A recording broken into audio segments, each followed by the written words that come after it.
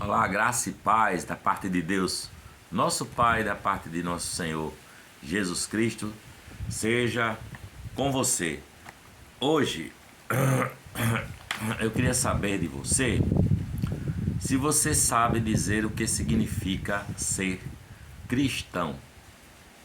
O que é isso para você? O que é ser cristão?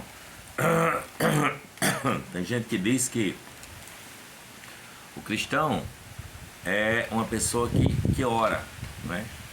Que vive de oração, com o joelho inchado de tanto orar. Mas isso não necessariamente torna uma pessoa um cristão, né? Tem gente que diz que cristão é quem cumpre os 10 mandamentos da lei de Deus, mas todos nós quebramos os 10 mandamentos da lei de Deus. O Evangelho diz que se eu cair em um mandamento, eu quebrei a todos os mandamentos. Portanto, ser cristão não é cumprir os 10 mandamentos, uma vez que ninguém nesse mundo cumpre os mandamentos. Pelo contrário, nós quebramos os mandamentos. Tem gente que diz que ser cristão é ser batizado e fazer parte de uma igreja evangélica cristã ou católica ou qualquer uma denominação assim dita do cristianismo. Mas isso também não necessariamente faz de uma pessoa que frequenta uma igreja, não necessariamente diz que ele é um cristão. Então, eu creio que ser cristão começa com uma escolha que resulta numa mudança de mente, de coração, e que você acaba enfrentando desafios por causa dessa escolha e dessa mudança. Vamos pegar o exemplo, por exemplo, de Adão e Eva. Adão e Eva quebraram a lei de Deus. Eles preferiram andar com as suas próprias ideias, com as suas próprias pernas, e eles perderam a comunhão. E isso afetou seus filhos, não é? A princípio, Caim e Abel, que tiveram aquele erro trágico na vida, um assassina o outro, e esse erro, essa tragédia, alcançou e afetou a nós, toda a humanidade até hoje, né? Então, os resultados dessa desobediência de Adão e Eva, os resultados dessa desobediência estão aí para todo mundo ver, não é? Que gerou o pecado, e com o pecado gerou também a morte eterna para toda a humanidade. Em Mateus capítulo 7, versículos 13 e 14, Deus diz assim, Jesus diz assim aos seus discípulos: entrai pela porta estreita, porque larga é a porta e espaçoso é o caminho que conduz à perdição, e muitos são os que entram por ela. E porque estreita é a porta e apertado o caminho que conduz à vida, e poucos há que a encontrem. Poucos são os que estão no caminho que conduz ao céu, nesse caminho estreito, os que entram pela porta estreita. A grande maioria vai mesmo pelo caminho largo e espaçoso que conduz à destruição, não é? Que conduz à perdição, à morte eterna. O que você faz a respeito de Jesus, o Cristo, o Messias, não é? Através do conhecimento da sua cruz, da sua ressurreição, da sua cruz e da sua ressurreição, é isso que conta para saber se o sujeito é cristão ou não. Se nós, perante a cruz, entramos pela porta estreita e dizemos assim: sim, Senhor, eu creio, Senhor, me aparto dos meus pecados, estou disposto a mudar de vida, de coração e de mente. Esses estão tomando o caminho estreito, que pode ser rochoso, pode ser áspero e pode ser difícil, mas no fim dele se acha o céu, se acha a porta da eternidade, se acha o próprio Deus, o próprio Jesus de Nazaré, ressurreto e glorificado. Então, se você andar assim por esse caminho estreito, Deus vai proporcionar um novo recurso, Deus vai proporcionar um novo poder, Deus vai proporcionar uma nova alegria, um novo amor para que você ande nesse caminho, não é? Segundo lugar, é preciso que haja uma mudança de vida para aquele que é cristão ou que se tornou cristão. E essa mudança de vida é proporcionada pelo Espírito Santo. Você recebe Jesus Cristo como Senhor, e o Espírito Santo entra automaticamente no seu coração.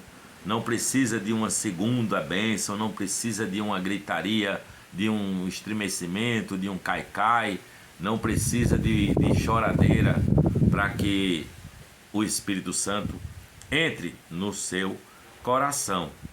Porque a palavra que está aqui em 2 Coríntios capítulo 5, 17 diz: portanto, se alguém está em Cristo, nova criatura é, as coisas velhas já passaram e eis que tudo se fez novo.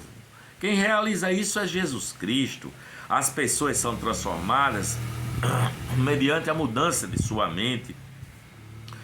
Por isso que eu digo, você precisa tirar os olhos dos seus problemas, tirar os olhos das suas circunstâncias, por mais difíceis que elas sejam, e ficar reclamando da vida, e ficar reclamando de Deus. É preciso que haja uma mudança de mente. Isso chama-se metanoia. A respeito de Deus e a respeito de Jesus Cristo, sabe? E segui-lo. Siga-o e você encontrará a paz, essa paz, segundo a palavra que excede a todo o entendimento. Só Ele, só Jesus pode lhe dar, não é? E Ele quer encarregar-se dos nossos problemas, dos seus problemas, de todos os nossos problemas. É preciso que a gente entregue nas mãos de Jesus de Nazaré esses problemas. Jesus disse assim: olha, se alguém quiser vir após mim, negue-se a si mesmo, tome a sua própria cruz sobre si e siga-me. Esse texto está em Mateus capítulo 16, versículo 24. Portanto, nós temos que negar o eu, negar as nossas ambições egoístas, negar os nossos prazeres pecaminosos e tomar a nossa própria cruz e segui-lo, para que nós possamos ver a vida eterna. Aí, se você começa a andar nesse caminho, pode ser que você seja perseguido, pode ser que as pessoas venham a rir de você, achar que é um engano, esse seu caminho que você está tomando é uma mentira. As pessoas podem te criticar porque elas não compreenderam o sentido profundo da morte e da ressurreição de Jesus Cristo. Aí elas ficam assim. Eu me lembro que quando eu conheci o Senhor Jesus, o Evangelho, eu era um sujeito da pá virada, como dizem.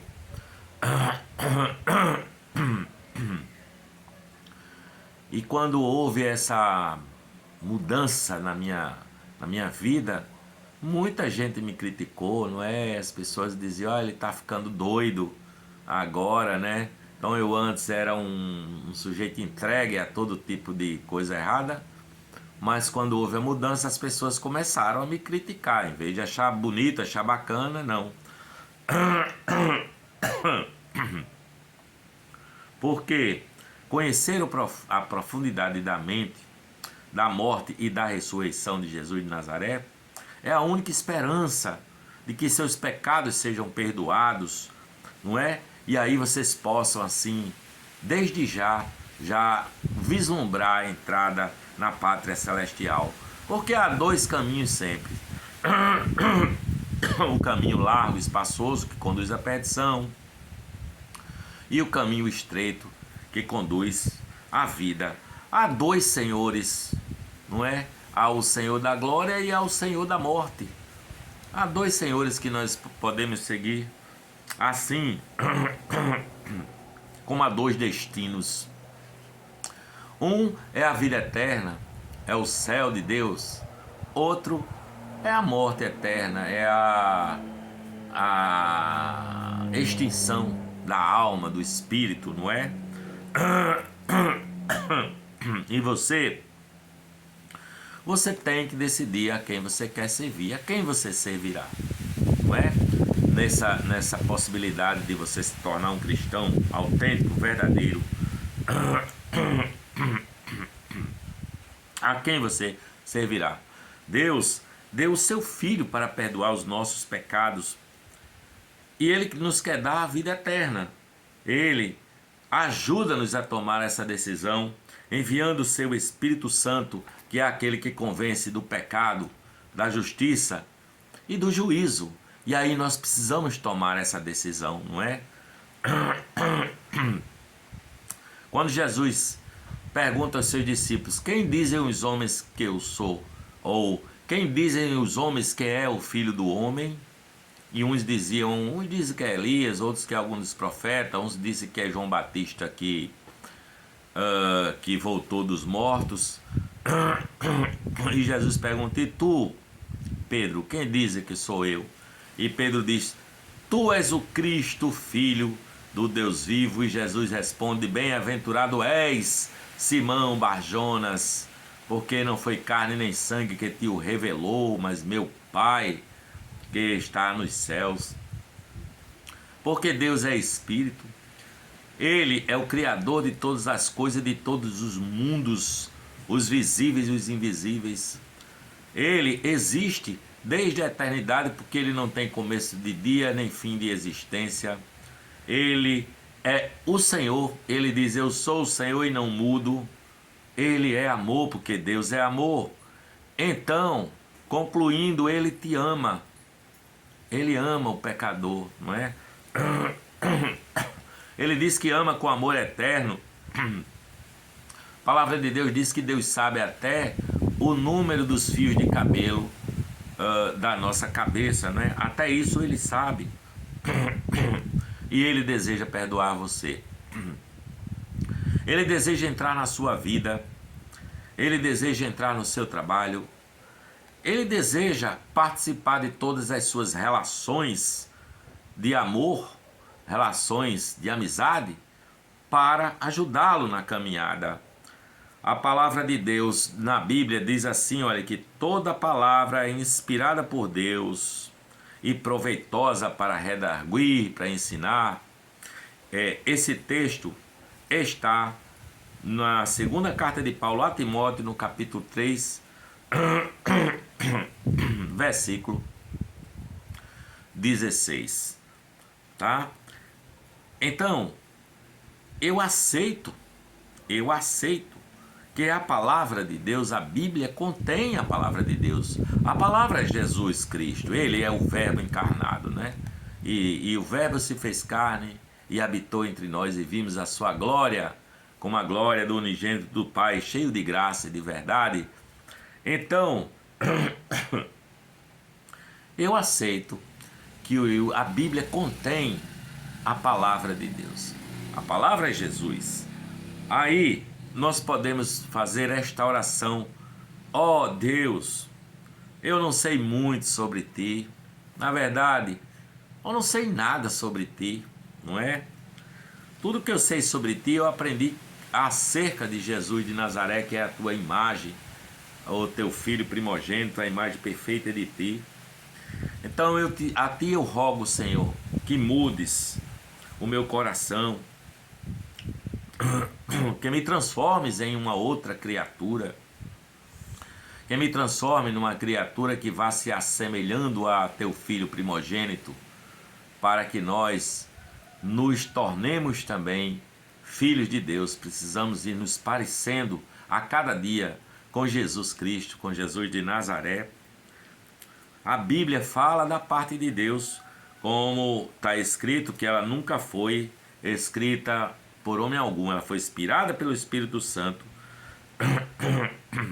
Então eu desejo que Jesus Cristo tome a minha vida e comece a se manifestar nela, na minha vida, porque igreja não é um prédio, não é um templo. A igreja é onde tem 2 ou 3 reunidos em o nome de Jesus Cristo. Eis que ali estou eu, disse ele, e ela é para pecadores, pecadores arrependidos e salvos pela graça de Deus. Portanto, se você sabe-se pecador, se você sabe que você precisa de salvação, saiba, Jesus morreu na cruz e pagou o preço por teus pecados, e Ele quer te dar a vida eterna, para que você venha a caminhar com Ele todos os dias, até a consumação dos séculos. Essa é a palavra que eu tenho para você hoje, a palavra de consolação, a palavra do Espírito Santo. Se o Espírito Santo falou ao seu coração através desse vídeo, esteja onde você estiver, quando você estiver assistindo aqui este vídeo, se falou ao seu coração, e se inscreva no nosso canal, dê joinhas, faça os seus comentários e compartilhe o nosso canal, compartilhe bastante, para que esta palavra de consolação e de paz, de harmonia do Espírito de Jesus se espalhe por esse planeta e o bom perfume de Cristo seja sentido, seja aspirado em todo o mundo. Graça e paz da parte de Deus, nosso Pai, e da parte de nosso Senhor e Salvador Jesus Cristo, esteja com você. Eu por aqui digo amém, amém, graças a Deus.